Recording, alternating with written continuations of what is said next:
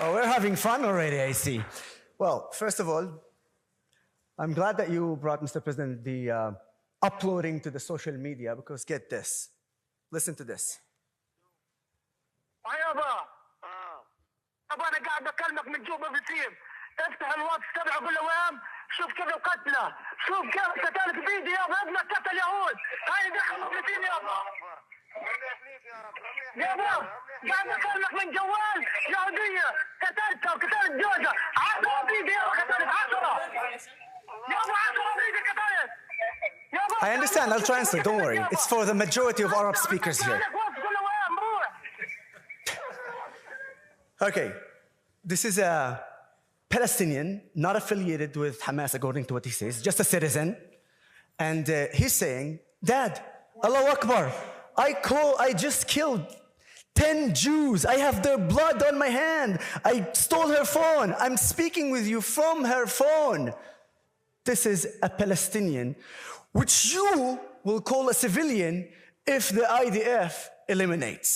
So this is one of the many videos that Hamas uploaded, and they themselves were proud of killing, guess what, Arabs and Jews in the 7th of October. And just before I start actually my speech, you know, it's funny, Mr. President, you as an Egyptian talking about the land of Palestine and stalling. You know, back in 1948, when the Arabs did not agree to the partition plan and the Jews did, and they opened the war and they lost the war. They lost the war, but you know what? They kept the West Bank and they kept Gaza. Do you know who actually ruled Gaza between 48 to 67 and who ruled the West Bank between 48 to 67? No, not Israel. It was Egypt in Gaza, and it was Jordan illegally in the West Bank. Now, here's a question, rhetorical one, because I really don't care about your answer. From 48 to 67, you as an Egyptian, you should know that Egypt controlled Gaza, yet they never offered a state to the Palestinians to take, which right now they are actually fighting for. They're also fighting for the West Bank. They're fighting for borders of 67. That's at least what the Palestinian Authority wants. Not like Muhammad al-Kurd and all the constituent speakers who wants the annihilation of Israel from the river to the sea, right? But here's the thing. How much I bet with you that you have no clue which river and which sea, but you are like zombies. From the river to the sea, Palestine will be free. Listen carefully. If you want to free Palestine, first free Palestine from Hamas. First free Palestine from the terrorists. So, of course, Booz, here's the thing. If I say free Palestine from Hamas and you actually booing, then guys, I'm sorry to tell you, you are a terror supporters. Point. That is the point. Now, when I'll give you, I promise you, I'll give you. I'll tell you what, I thought by giving point of information, it means that the speaker is brave and he's not afraid to speak. Apparently, the president here is such a coward that he couldn't even take one point of view. But don't worry, I will allow you. Nico, stop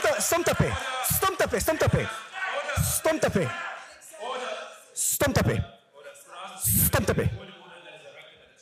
In Arabic we say sidni'at, in Hebrew says stomtape.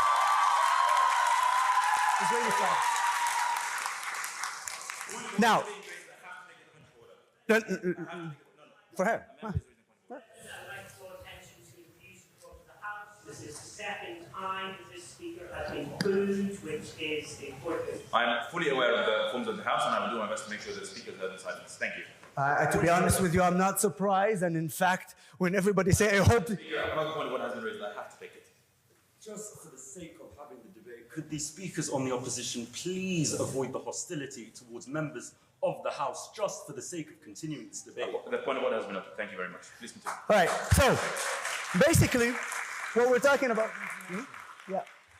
I think members of the opposition will afford the same courtesy to members of the House as they receive. Thank you. All right.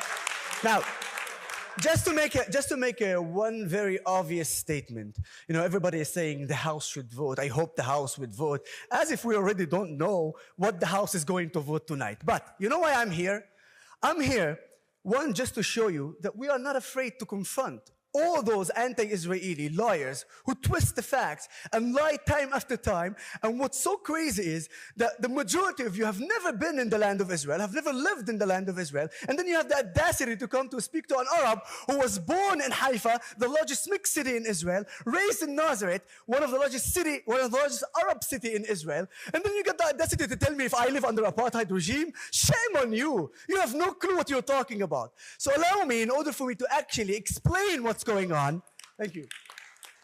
Let's go back to my childhood. I'm an Arab Israeli born in Haifa, largest mixed city in Israel, where you have Christians, Muslims, Druze, and Jews living in the city. At age 3, I moved to Nazareth with my parents, which is the largest Arab city in Israel back then. Today it's Rahat. And the way I grew up because, you know, being with Jews and Arabs together, playing football together. That's what we like. And because we were playing football in the largest mixed city in Haifa, we had Jews, Christians, Muslims, and Druze playing together. And do you think at the age of 11, 12, we cared that this guy is a Jew or this guy is an Arab? We just wanted to play football together. And that's what we did. And step by step, we start going out together, drinking, even inviting each other to holidays. Yes, for instance, Christmas, then the Christian friends would invite the Jews and the Muslims and the Druze to see the holidays of Christmas, for instance.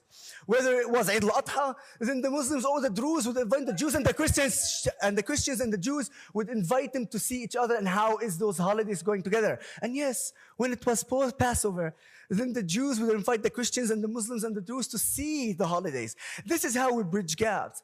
Additionally, we wanted to learn Hebrew and we wanted to learn Arabic because language, you bridge gaps. This is how I grew up. And when I arrived to the age of 16, I asked myself a very simple question because I saw that my Druze men friend and the Jewish friends are starting their enlistment to the IDF.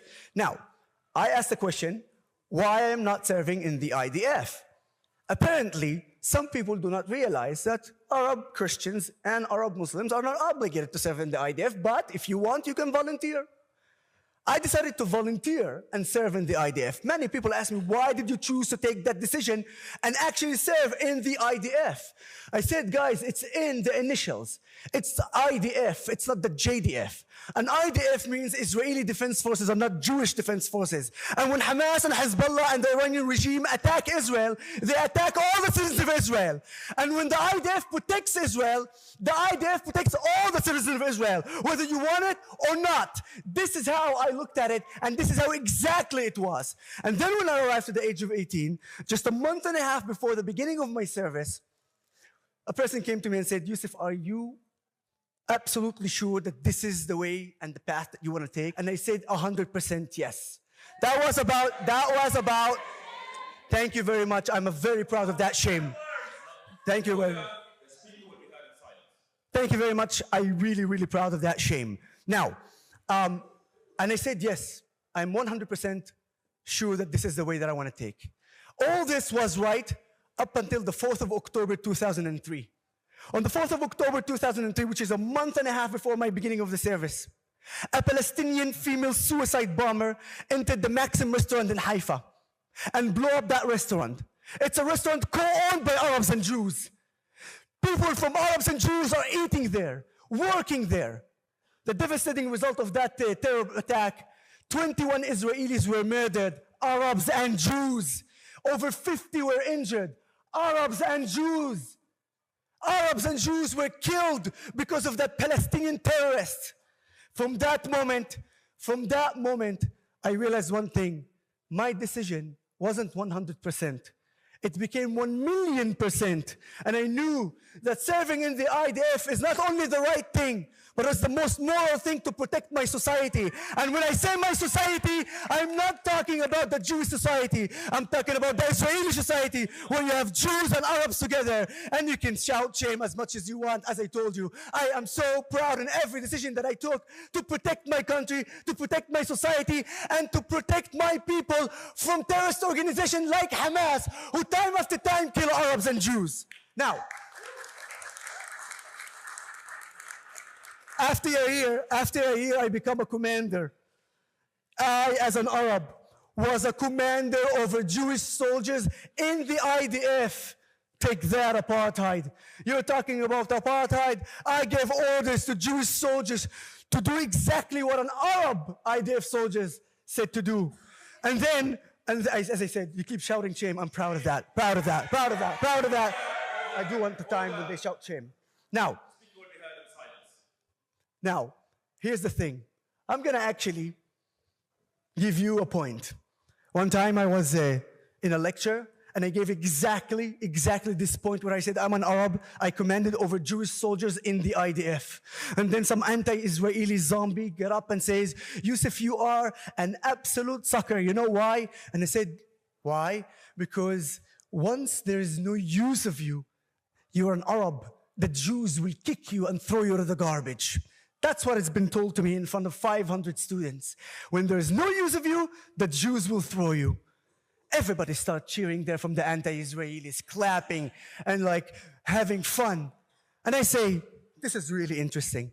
Because you know what? I have a story where there was no use of me.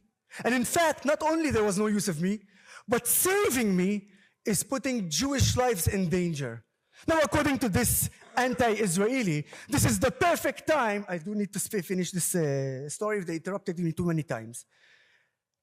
Now, as I said, this person who said to me that Jews will throw you in the garbage, then based on his idea, this is exactly the best time to do it. Throw me to the garbage. But instead of that, 4 soldiers put me on a stretcher. Yes, because I participated in the Second Lebanon War. Fight Hezbollah, the terrorist organization. And I was injured 4 days before ceasefire. At that time when I was injured badly, and knowing that Hezbollah is going to target the rescue mission, the Jewish soldiers there, they should have thrown me to the garbage, according to him. But instead of that, they put me on a stretcher, lifted it up, backed up with another 4 Jewish soldiers, run 3 kilometers under fire when an RPG goes above your head, and literally bringing me to safety, saving my life. They didn't have to do that according to any thesis that you think about. Everybody talking about the relationship between the Arabs and Jews, and let me tell you why I'm so positive, so strong voice about that. Because while you bullshitting about what's going on, I felt it. I smelled it. I tasted it. I saw it. I heard it. It happened to me. You want to lie? Keep lying. But the simple fact is, when you arrive and speak about the apartheid myth, you need to understand that when you talk about apartheid, you either bring facts or you be quiet. Because according to Amnesty International, Israel is making an apartheid regime from the river to the sea, including the 2 million Arab Israelis, which is a blended lie from the river to the sea. Because here, this is me, winning actually an honorary doctorate from the University of Ariel when you talk about academics. This is Salim Zubran, an Arab judge who sent to prison a Jewish prime minister and a Jewish president for committing crimes. Both of them were Jews. An Arab judge sent to prison a Jewish prime minister and a Jewish president to jail. You see this MK? This MK is the most anti-Israeli member of Knesset in Israel. Yet this MK earns $10,000 from the taxpayer. Most of them comes from a Jew, and he has the right to talk about Israel as much as he wants. If he lived in apartheid, he would be in jail right now. And how about Samir Haj Yahya? You know what's so amazing? There's a stereotype. They say the Jews control the money. Jews control the money. Well, guess what? Samir Haj Yahya is an Arab Muslim from the city of Taibeh. You know what's so amazing about Samir Haj Yahya? Should I say Dr. Samir Haj Yahya? He was the head of the largest bank in Israel. An Arab Muslim is the head of the largest bank in Israel in a stereotype where you see that the Jews control the money. And how about this guy? I'll finish. I'm going to finish. Not the point of information. I have to be seated. Go ahead, point of order.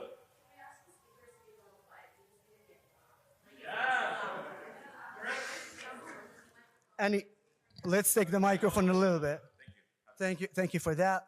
And I'll try to be less intensive, but you obviously understand how it is important when I stand in front of you, knowing my reality, and when there are a bunch of people that never been in Israel and telling me my reality, of course I would be a little bit with over motivation and talking like this. Let's continue about the Israeli apartheid. Look at this. This is Anan Khalaili. He's an Arab Muslim playing for the Israeli football team. Not only that, when he played for the under-19 Israeli soccer team, he finished as the top scorer, where Israel achieved an unbelievable achievement, finishing third in football. This is crazy, I'm telling you. Now, before I finish, here's what you will not going to hear. What you're not going to hear from our nice gentlemen and opponents here, you will not hear them talking about this person. I'm not even sure that they know who is this person. Do you have any idea, Mr. President? Anybody? Anybody has idea who is this? Of course not. You know, this is Islam Hijazi. She was killed with more than 90 bullets by Hamas because she wouldn't give them aid. She was responsible for giving aid. And when Hamas, the terrorists, came to take this aid and she refused, they shot her. You know what's so crazy? They did not deny it. Whoever calling me liar, Hamas did not deny it, you useful idiots. Well, you know, but here's the story. You will never ever talk about it. But here is my last point about the apartheid, about the relationship of the Arabs and the Jews. Does anybody of you even know who they are? Yusuf and Hamza? Yusuf and Hamza are Arab Muslim Israelis who were kidnapped by the terrorist organization Hamas on the 7th of October and still held hostages over 415 days. This is the reality. And if you think, and look at this person here booing the Arab Muslims. So you understand the reality, huh? There is a person here that booing Arab Muslims being held hostage by the terrorist organization Hamas. This is absolutely unbelievable.